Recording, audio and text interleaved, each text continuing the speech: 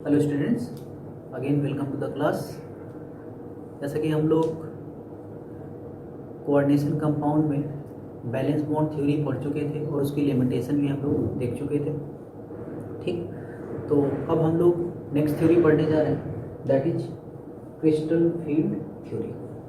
Crystal field theory जो कि हमने पहले से लिख रखा हुआ, ये टर्म्स हैं सब जो हम लोगों को पढ़ना है, इसमें पहले से लिख लिया हुआ ताकि लिखने में ज़्यादा टाइम खराब ना हो।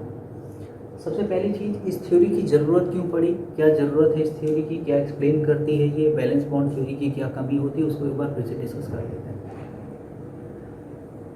बैलेंस बॉन्ड थ्योरी ने बहुत सारी चीज़ों को तो एक्सप्लेन किया था, लेकिन कलर नहीं बता पाई, दूसरा नेचर ऑफ लिगेंड नहीं बता पाई, और मेटल में डी ऑर्बिटल में इक्वल एनर्जी होने के बावजूद हुंड के रूल का वायलेशन क्यों हो रहा था, मतलब डीजनरेसी लॉस्ट क्यों हो रही थी, इसका रीजन भी उसके पास नहीं था, मतलब पॉलिंग इसके रीजन को भी एक्सप्लेन नहीं कर पाए थे। वही चीज़ मैंने यहाँ पे लिखा हुआ है। पहली चीज़, इस टॉपिक को स्टार्ट करने से पहले, डीजनरेट ऑर्बिटल। डीजनरेट ऑर्बिटल का मतलब होता है इक्वल एनर्जी ऑर्बिटल, जिनकी एनर्जी क्या हो, इक्वल हो। उन ऑर्बिटल्स को हम लोग क्या बोलते हैं, डीजनरेट ऑर्बिटल। ठीक है, और अगर कोई ऑर्बिटल डीजनरेट है तो उनमें हुंड के रूल के अकॉर्डिंग 1 इलेक्ट्रॉन इक्वल एनर्जी में फील्ड किए जाएंगे। अगर ऐसा नहीं हो रहा है डी में, इट मीन्स डीजनरेसी लॉस्ट हो रही है, और डीजनरेसी लॉस्ट होने का मतलब हुंड के रूल का वायलेशन हो रहा है। इसी चीज़ को एक्सप्लेन करने के लिए, और डीजनरेसी तभी लॉस होगी जब डी ऑर्बिटल स्प्लिट कर जाए, मतलब अगर इन तीन में इलेक्ट्रॉन एक एक करके भरे गए तो इन तीन की एनर्जी कुछ और होगी, दो की एनर्जी कुछ और होगी। जैसे अगर पी ऑर्बिटल में तीन ऑर्बिटल है, p x, p y and p z, तीनों की एनर्जी इक्वल होती है। पहला इलेक्ट्रॉन यहाँ फिलअप करते हो, दूसरा आप यहाँ फिलअप करते हो, तीसरा आप यहाँ फिलअप करते हो, ऐसे फिलअप करते हो। लेकिन अगर कभी ऐसा हो जाए तीन इलेक्ट्रॉन हो, पहला यहाँ पे फिलअप करो, दूसरा यहीं पे कर दो, इसका मतलब इन दो ऑर्बिटल की एनर्जी क्या होगी, चेंज हो गई होगी। वो चेंज हुई डी में, तो क्यों हुई, कैसे हुई, इसी चीज को पढ़ने के लिए कौन सी थ्योरी आई, क्रिस्टल फील्ड थ्योरी। कुछ जनरल सी बातें हैं, ये थ्योरी क्या मानती है। इससे पहले बैलेंस बॉन्ड थ्योरी में ये माना गया लिगेंड और मेटल के बीच इंटरेक्शन जो है डोनर और एक्सेप्टर का है। ये थ्योरी क्या कंसीडर कर रही है पहले से ही, कि लिगेंड और मेटल के बीच जो इंटरेक्शन होगा वो इंटरेक्शन होगा इलेक्ट्रोस्टैटिक इंटरेक्शन। कौन सा इंटरेक्शन होगा वो, इलेक्ट्रोस्टैटिक इंटरेक्शन। इलेक्ट्रोस्टैटिक इंटरेक्शन कहाँ होता है, जहाँ पे पॉजिटिव और कौन से चार्ज होते हैं, निगेटिव चार्ज। तो पहली चीज़ तो इसने कंसीडर कर लिया electrostatic interaction between metal and ligand. दूसरी चीज़ क्या है, अब अगर इलेक्ट्रोस्टैटिक इंटरेक्शन है तो एक को पॉजिटिव होना पड़ेगा, एक को क्या होना पड़ेगा, निगेटिव। तो आप जानते हो पहले से ही मेटल्स पे जनरली कौन सा चार्ज होता है, पॉजिटिव, अगर आता भी है तो इस थ्योरी ने कंसीडर कर लिया अगले पॉइंट में कि सेंट्रल मेटल एटम हमारा पॉजिटिव पॉइंट चार्ज होगा, लिगेंड हमारा नेगेटिव पॉइंट चार्ज होगा। लेकिन कुछ लिगेंड ऐसे होते हैं जिन पे कोई चार्ज नहीं होता, वो कौन से होते हैं, न्यूट्रल लिगेंड। उस लिगेंड को हम लोग क्या कंसीडर करते हैं, डाइपोल। जैसे H2O को ले लो, ऑक्सीजन और हाइड्रोजन पे, ऑक्सीजन पे पार्शियल माइनस, हाइड्रोजन पे क्या होता है, partial plus, as like OH। Oxygen carry partial negative, hydrogen carry partial positive, तो जनरेट क्या हो रहा है, डाइपोल। उसके लिए हम लोग डाइपोल कंसीडर करेंगे। नेक्स्ट थिंग, जब भी दो चार्ज एक दूसरे के पास आएंगे, चार्ज का मतलब अगर मैं बात करूं न्यूक्लियस की, सेंट्रल मेटल एटम है, उसका न्यूक्लियस होगा पॉजिटिवली चार्ज, उसके इलेक्ट्रॉन होंगे। लिगेंड का न्यूक्लियस होगा, उसके इलेक्ट्रॉन्स होंगे। जब दोनों एक दूसरे की तरफ अप्रोच करेंगे तो क्या होगा, अट्रैक्शन भी होगा, रिपल्सन। कैसे, मैंने बोल दिया, लिगेंड के इलेक्ट्रॉन मेटल के इलेक्ट्रॉन में क्या होगा, रिपल्सन होगा कि नहीं। In comparison to, in other way, positive part of the nucleus of central metal atom and negative part of ligand is attracted towards each other. In same way for nucleus of ligand and electron of central metal atom are attracted to each other. मतलब इनके बीच जब भी एक दूसरे को approach करेंगे, दो type के फोर्सेस एग्जिस्टेंस में आएंगे, attractive forces and repulsive forces. Chemistry में आप पहले से ही पढ़ चुके हैं, अट्रैक्शन से एनर्जी डिक्रीज होती है, रिपल्सन से एनर्जी डिक्रीज होती है। ये इतनी सी कहानी थी हमारी किसकी, क्रिस्टल फील्ड थ्योरी के पोस्टुलेट्स की। दो बातें ध्यान रखो, इलेक्ट्रोस्टैटिक इंटरेक्शन, लिगेंड पे प्लस, लिगेंड पे माइनस, मेटल पे प्लस, मतलब पॉइंट चार्ज मांगेंगे। और दूसरा, जब भी एक दूसरे को अप्रोच करेंगे तो उनके बीच इंटरेक्शन होगा, तो दो टाइप के फोर्सेस होंगे, attractive and repulsive. Attractive decreases the energy of the system while repulsive increases the energy of the system. Alright, अब देखते हैं हम लोग क्रिस्टल फील्ड स्प्लिटिंग, इसी में है। क्रिस्टल फील्ड स्प्लिटिंग का मतलब है, स्प्लिटिंग मतलब आप समझ सकते हो ब्रेक हो जाना, डिविएट हो जाना, ठीक। तो स्प्लिटिंग का मतलब है स्प्लिटिंग ऑफ डी ऑर्बिटल, मतलब डी के जो 5 ऑर्बिटल हैं उनका अलग अलग एनर्जी लेवल में ब्रेक हो जाना, ये क्या कहलाता है, क्रिस्टल फील्ड स्प्लिटिंग। लेकिन ऐसा तब होता है जब कोई एक्सटर्नल फील्ड लगती है। वो एक्सटर्नल फील्ड क्या होगी वो हम लोग डिस्कस करते हैं नेक्स्ट। उसके लिए हमने डी के 5 ऑर्बिटल बना लिए, क्योंकि जब तक डी के ऑर्बिटल्स का नेचर हमें नहीं पता होगा तब तक हम एग्जैक्टली बता नहीं पाएंगे। अब इनका नेचर हमारे सामने है। अब देखो, ये 3 ऑर्बिटल हैं d x, d y and d z, d x, d y and d z. कहाँ पे प्रेजेंट होते हैं ये, इन बिटवीन एक्सिस। कहाँ पे प्रेजेंट होते हैं ये, इन बिटवीन एक्सिस। ये दो ऑर्बिटल आपको दिखाई दे रहे हैं, ये दो ऑर्बिटल कहाँ पे प्रेजेंट है, on the axis, on the axis. तो जाहिर सी बात है, जब डी के 5 ऑर्बिटल का नेचर मतलब एक्सिस के अबाउट अरेंजमेंट इक्वल नहीं है, तो इनमें कुछ ना कुछ डिफरेंस आएगा in the presence of field. एक चीज और समझ लेते हैं, जो हमारी ऑक्टाहेड्रल ज्योमेट्री होती है, अगर उसको मैं बनाऊं यहाँ पे, तो देखो एग्जैक्टली क्या होगा।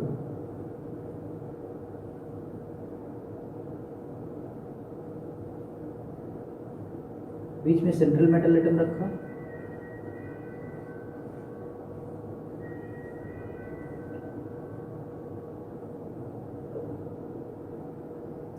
और ये हमारे लिगेंड आ गए, ठीक।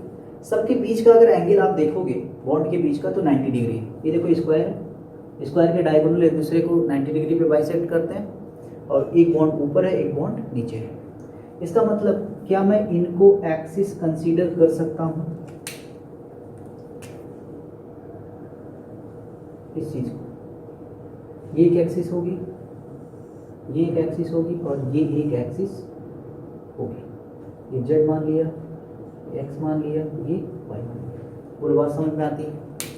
इसका मतलब ऑक्टाहेड्रल कॉम्प्लेक्स में जो लिगेंड और मेटल के जो ऑर्बिटल्स हैं वो कहाँ पे होते हैं, एक्सिस पे। क्योंकि मेटल के ऑर्बिटल अगर एक्सिस पे हैं, ये बना दिया मैंने, दिस इज मेटल के ऑर्बिटल कहाँ पे प्रेजेंट हैं, एक्सिस पे।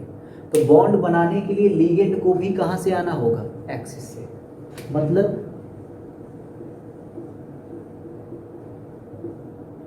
Ligand approaches towards central metal atom in octahedral complex from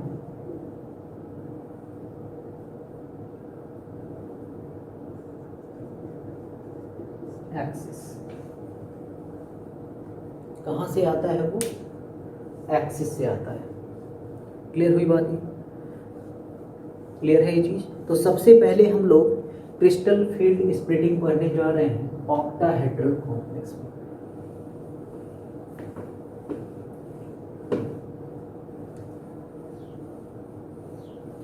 ध्यान से समझिएगा इस चीज को, इंपॉर्टेंट है। Crystal field splitting in octahedral complexes.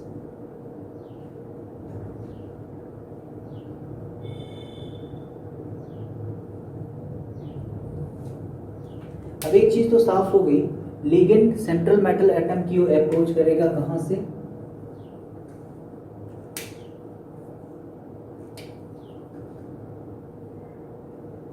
Ligand approaches towards central metal atom along the axis. कहाँ से अप्रोच करेगा? Along the axis. इससे क्या होगा?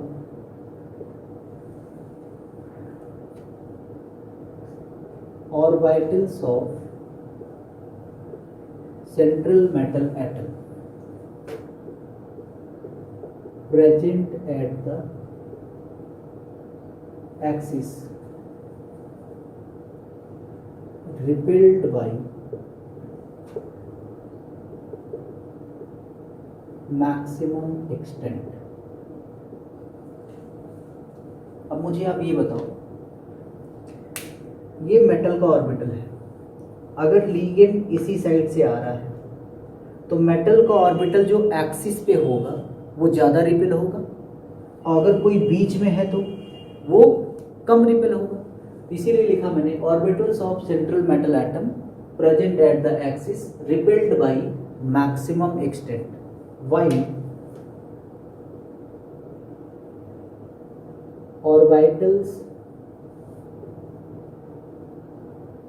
Present in between axis repelled by less extent। वो रिपेल्ड होते हैं कम मात्रा में, लेस एक्सटेंट में रिपेल्ड होते हैं। इसका मतलब मैं ये बोल सकता हूँ कि मैं ये बना सकता हूँ कि ऑर्बिटल हमारे दो तरीके से रिपेल हो रहे हैं।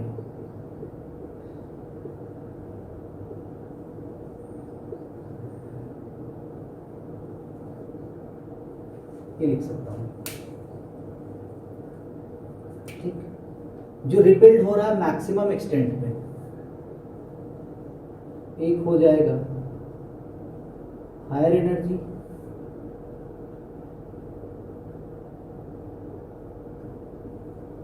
और एक हो जाएगा लोअर एनर्जी। एक हमारा कैसी एनर्जी का हो जाएगा?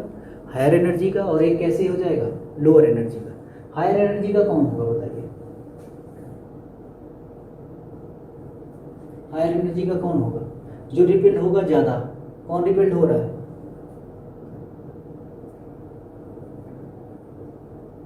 along the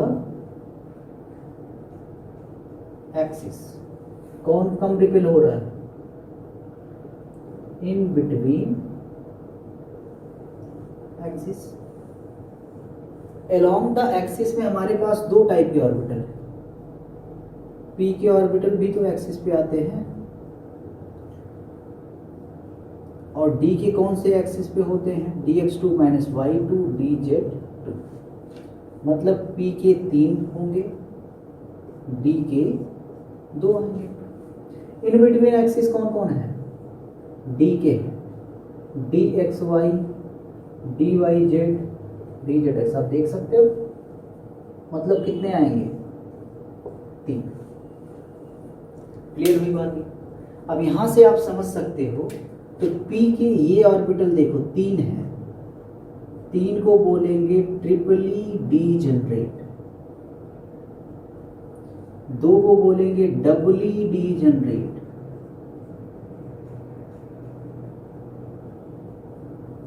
ठीक। इसको भी क्या बोलेंगे? ट्रिपली डीजनरेट, ठीक। ट्रिपली डीजनरेट देखो 2 है। पहले कौन सा ऑर्बिटल आता है? s, देन क्या आता है? p, देन क्या आता है? t।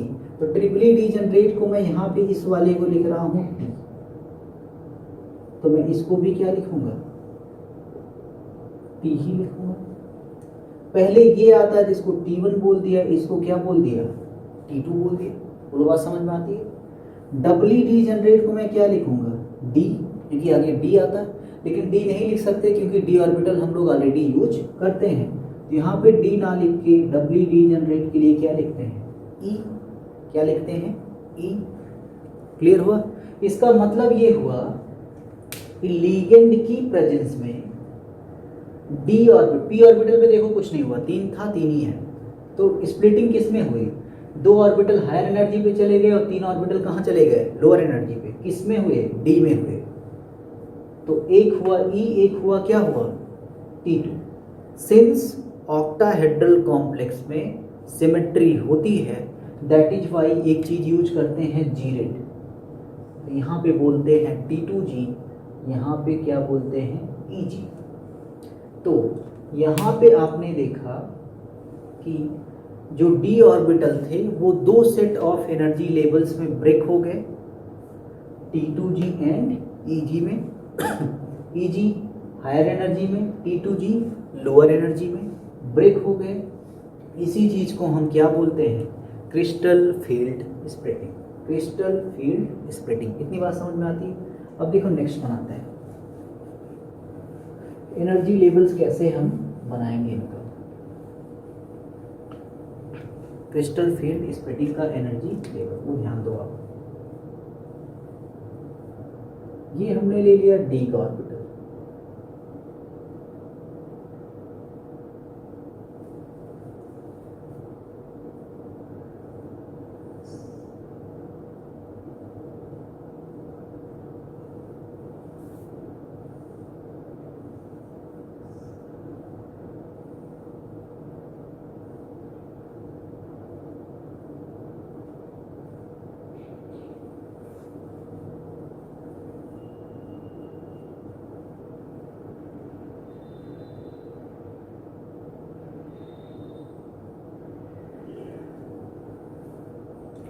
ठीक।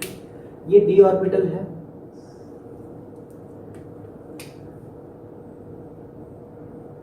when no ligand approach,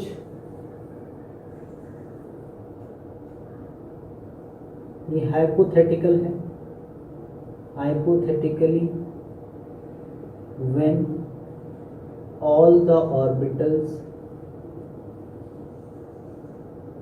are repelled equally. ये हाइपोथेटिकल कॉन्सेप्ट है, जब सभी ऑर्बिटल्स कैसे रिपेल्ड हो रहे हैं, इक्वली रिपेल्ड हो रहे हैं। ठीक। अब उसके बाद हम लोग देख रहे हैं उसके बाद दो सेट ऑफ ऑर्बिटल में ब्रेक हो गए, T2G एंड EG, ये देख लिया। ठीक। अब अगर आप देखो तो ऑर्बिटल का डिस्ट्रीब्यूशन क्या है, नीचे 3 ऊपर 2, तो एनर्जी का डिस्ट्रीब्यूशन क्या होगा, इस डिफरेंस को बोलते हैं डेल्टा नॉट। ये जो गैप है ऑक्टाहेड्रल स्प्लिटिंग बोलते हैं, डेल्टा नॉट ओ मतलब ऑक्टाहेड्रल। ऑर्बिटल डिस्ट्रीब्यूशन नीचे 3 है ऊपर 2 है, तो यहाँ पे आ जाएगा 2dq, यहाँ पे आ जाएगा 3dq। ठीक। और इसको ये तो 5 में हो गया, 1 में करना चाहो तो क्या लिख करोगे, 5 से डिवाइड कर दो। 5 से डिवाइड करोगे तो ये कितना हो जाएगा, और 0.6dq, ये हो जाएगा 0.4dq। क्लियर है ये चीज। यहाँ पर ये जो एनर्जी डिफरेंस आ रहा है, इस चीज को एक एनर्जी बोली जाती है, क्रिस्टल फील्ड स्प्लिटिंग एनर्जी, जो स्टेबलाइजेशन एनर्जी होती है, CFSE। वो कैसे लिखते हैं इस चीज को, CFSE, वो ध्यान दीजिए। इस बैरी सेंटर, बैरी एनर्जी लेवल बोलते हैं इसको, इसके नीचे जो चीज होगा वो निगेटिव में होगा। तो देखो -0.4 लिख लो, -0.4 del naught into number of T2G electron, plus ऊपर के लिए plus 0.6 del naught into n number of EG electron, plus XP अगर पेयरिंग होती है तो पेयरिंग एनर्जी। ये आ गया आपका CFSE, crystal field splitting energy. क्यों ब्रेक होता है 2 पार्ट्स में, उस चीज़ की लॉजिक को आपने देखा यहाँ पे। ठीक है, आई होप चीज़ें आपको क्लियर होंगी, कैसे डी ऑर्बिटल ब्रेक हो गया 2 सेट ऑफ एनर्जी लेवल में, T2G एंड EG। ठीक। इसके बाद जस्ट आपको देखना होता है क्रिस्टल फील्ड स्प्लिटिंग इन टेट्राहेड्रल कॉम्प्लेक्सेस। ठीक, जो आपके कोर्स में है उसको भी आप समझ लो। देखो जो टेट्राहेड्रल कॉम्प्लेक्सेस होता है, जैसे इसमें इन बिटवीन, इसमें अलोंग द एक्सिस आ रहा है लिगेंड, उसमें आता है in between axis, in between axis. तो आप जरा सोचो, अगर इन बिटवीन एक्सिस आएगा, इन बिटवीन एक्सिस आएगा तो कौन ज़्यादा रिपेल्ड होगा, इन बिटवीन एक्सिस वाला। कौन कम रिपेल होगा, अलोंग द एक्सिस वाला। मतलब जस्ट इसका उल्टा हो जाएगा, जस्ट इसका उल्टा हो जाएगा। तो क्या मैं उस चीज़ को डायरेक्ट यहाँ बना दूँ? डायरेक्ट बनाऊँ तो देखो क्या लिख सकता हूँ, ये बनाया मैंने,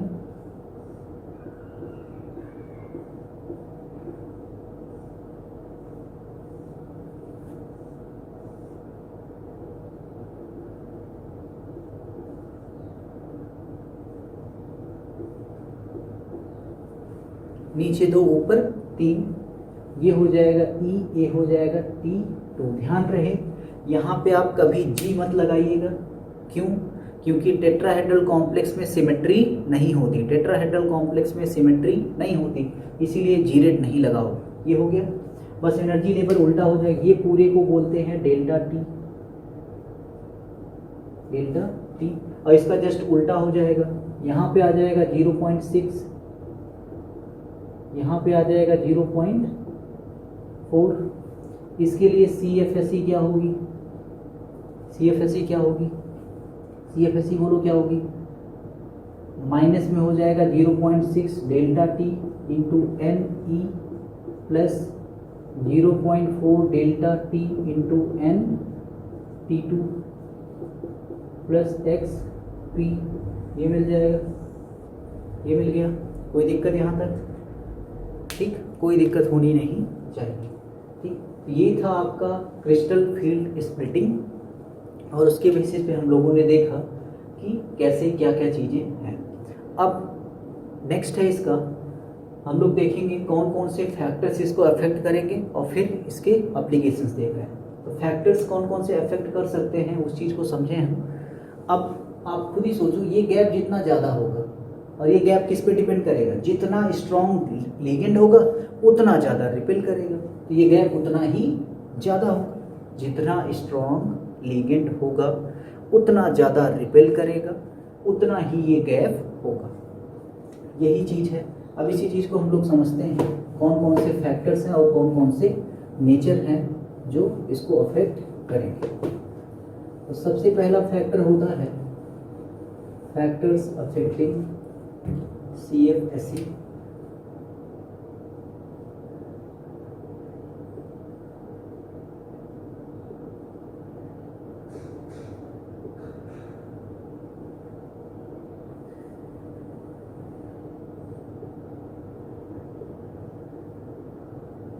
फर्स्ट,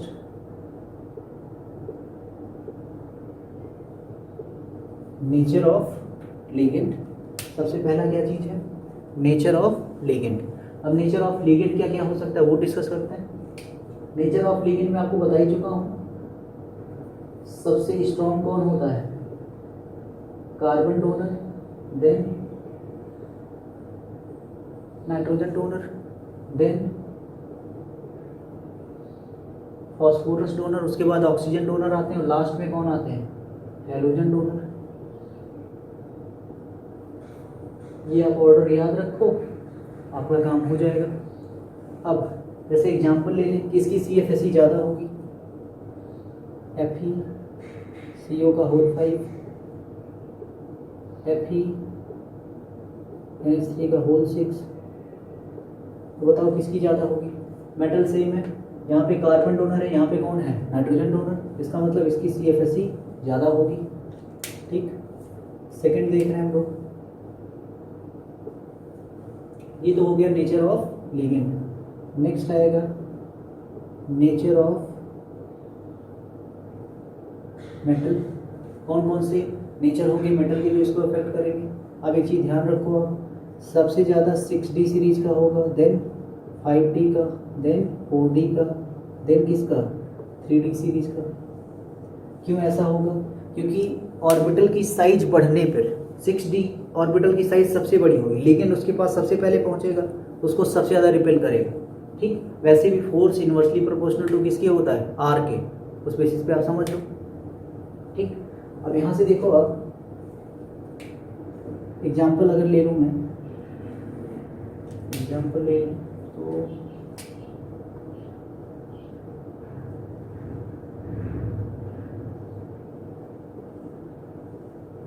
NiCO का होल 4,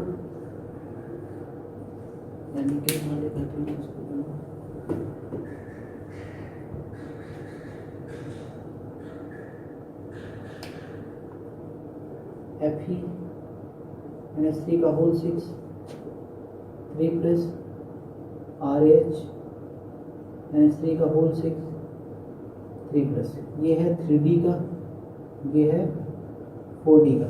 लिगेंड देखो दोनों का सेम है, तो बताओ किसका ज़्यादा होगा, इस वाले का। ये हो गया नेचर ऑफ मेटल।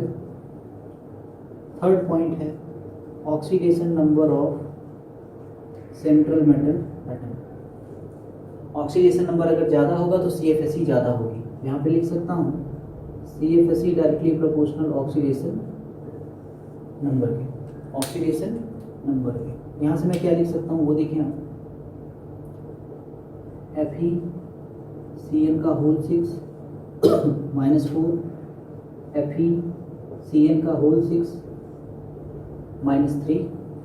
यहाँ पे देखो आयरन +2 में है, यहाँ पे आयरन किस में है, +3 में। बाकी देखो मेटल और लिगेंड दोनों सेम है, बताओ किसका ज़्यादा होगा, इस वाले की CFSE ज़्यादा होगी। क्लियर है ये चीज़। लास्ट पॉइंट है nature of complex. Nature of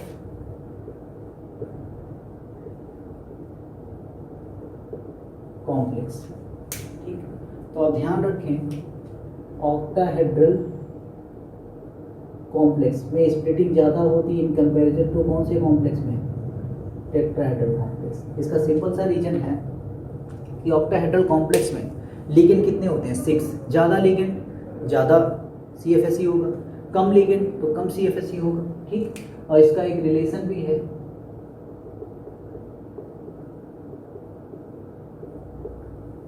tetrahedral splitting energy का ऑक्टाहेड्रल स्प्लिटिंग एनर्जी के साथ ΔT = 4/9 डेल्टा नॉट, ठीक। ये था इन फैक्टर्स अफेक्टिंग CFSE। अब हम लोग देख रहे हैं application of crystal field splitting energy.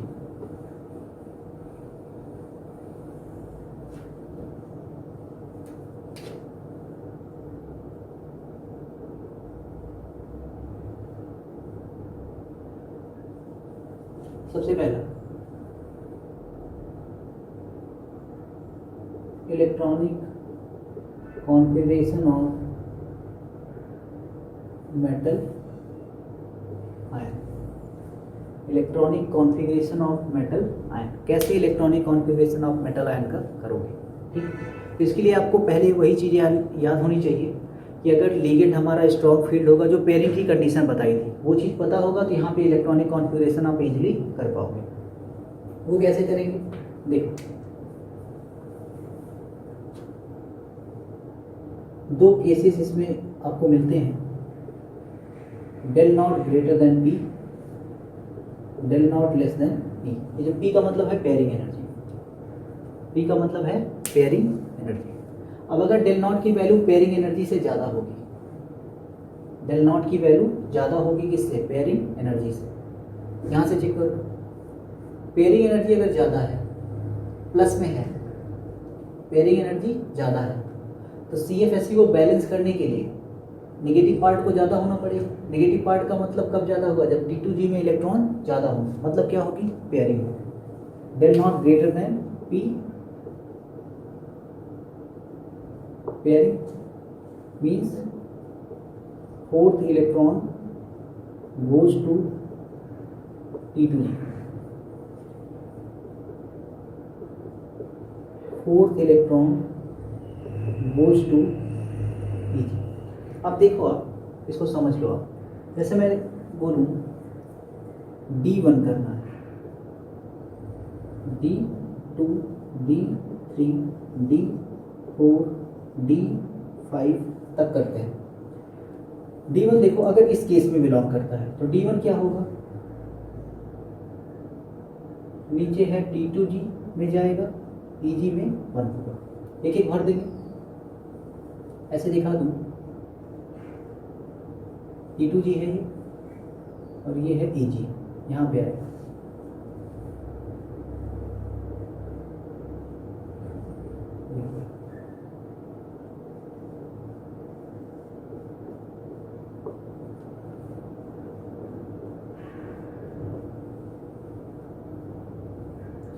यहाँ पे पहला इलेक्ट्रॉन यहाँ पे, दूसरा यहाँ जाएगा,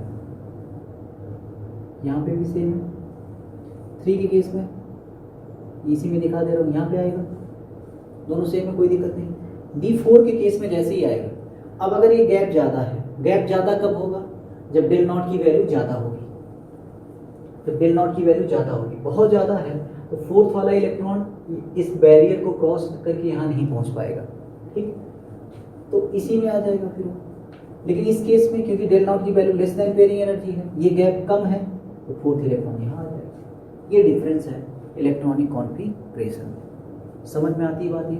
अब इसमें ध्यान रखना आप, D1 D2 D3 चाहे हाई स्पिन हो चाहे लो स्पिन सेम होता है। मतलब D1 D2 D3 में पेयरिंग का कोई मतलब नहीं होता है। D4 में होगा, D5 में होगा, D6 में होगा, ठीक, D7 में नहीं होगा। देखो D4 में हो रहा है, सॉरी ये 4 था, 4 की कंडीशन ये है। 5 होगा तो यहाँ आएगा, यहाँ आएगा, डिफरेंट है। 6 होगा तो यहाँ आएगा, यहाँ आएगा, डिफरेंट है। 7 होगा तो यहाँ आएगा, यहाँ आएगा, डिफरेंट है। 8 होगा तो यहाँ आएगा, यहाँ आएगा। देखो 8 के केस में सेम है, तो D8 के केस में सेम होगा। D9 के केस में यहाँ आएगा, यहाँ आएगा। D10 के केस में यहाँ आएगा, यहाँ आएगा।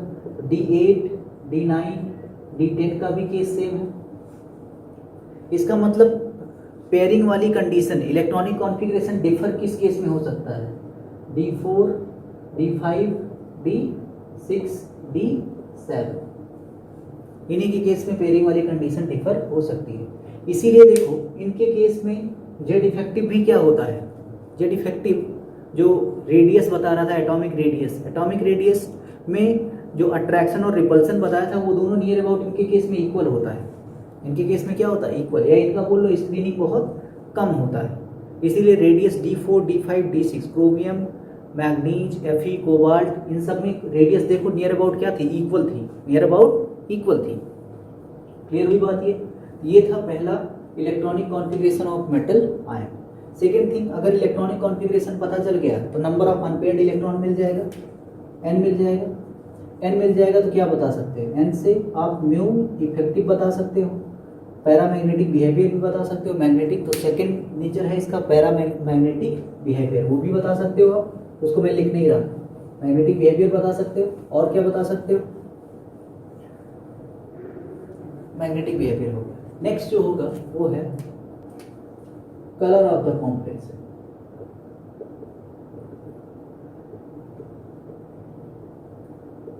Colour of the complex, complex का कलर क्या होगा वो कैसे समझते हैं, ठीक। अब इसी में अगर आप ध्यान दो, ये इतना मैं बना रहा हूं,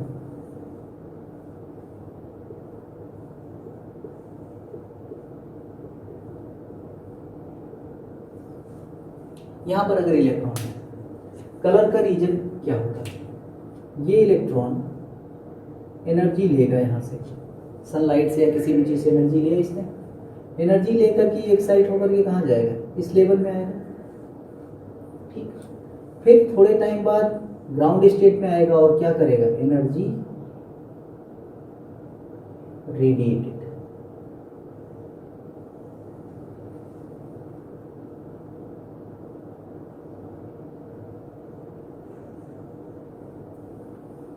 एनर्जी रेडिएटेड, वो भी किस रीजन की, विजिबल रीजन की, विजिबल रीजन में आता है। यही किस फॉर्म में दिखता है हमें, कलर्स के फॉर्म, विब्ग्योर कलर्स के फॉर्म। और ये कलर जो होगा which is complementary colour of the incident radiation. जो रेडिएशन इंसिडेंट हो रही है उसका ये जो कलर दिखेगा वो कॉम्प्लीमेंट्री होगा। और कॉम्प्लीमेंट्री कलर का मतलब है वो चीज़ आप कॉम्प्लीमेंट्री कलर साइकिल से देख सकते हो, जो कि ये है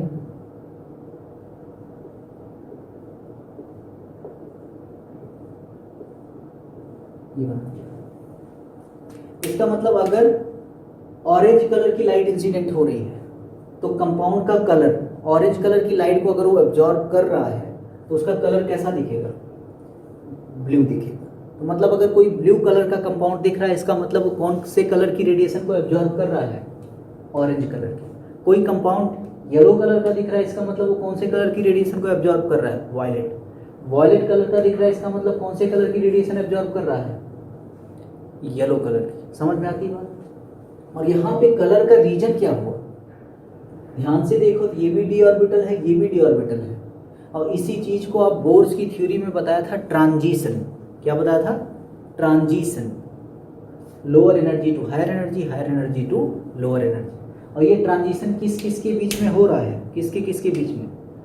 डी ऑर्बिटल और डी ऑर्बिटल के बीच। दैट इज वाई इस ट्रांजिशन को क्या बोलते हैं? D d transition. कौन सा ट्रांजिशन है ये? D d transition. तो अगर आपसे पूछा जाए कॉम्प्लेक्स कंपाउंड के कलर का रीजन क्या है, तो reason is d d transition. समझ में आती बात ये?